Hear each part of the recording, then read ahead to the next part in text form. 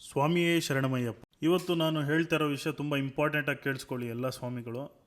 ನಾವು ಯಾವ ಟೈಮ್ಗೆ ಹೋದರೆ ರಶ್ ಕಮ್ಮಿ ಇರುತ್ತೆ, ಯಾವ ಟೈಮ್ಗೆ ಹೋದರೆ ರಶ್ ಜಾಸ್ತಿ ಇರುತ್ತೆ ನಾನು ತಿಳಿಸ್ಕೊಡ್ತೀನಿ.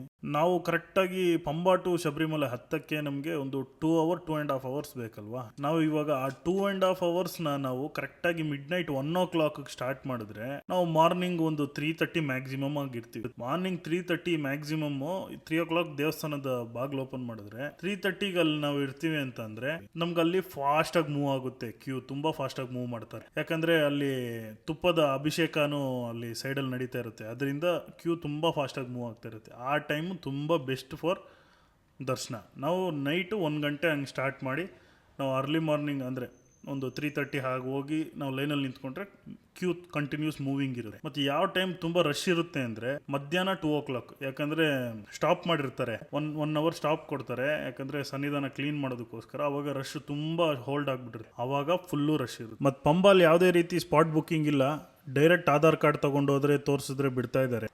ಡೀಟೇಲ್ಡ್ ವಿಡಿಯೋ ನನ್ನ ಯೂಟ್ಯೂಬ್ ಚಾನಲಲ್ಲಿದೆ, ಲಿಂಕ್ ಬಯೋಲ್ಲಿದೆ. ಎಲ್ಲರೂ ಸೇಫಾಗಿ ಹೋಗಿ ಬನ್ನಿ. ಸ್ವಾಮಿಯೇ ಶರಣಮಯ್ಯಪ್ಪ.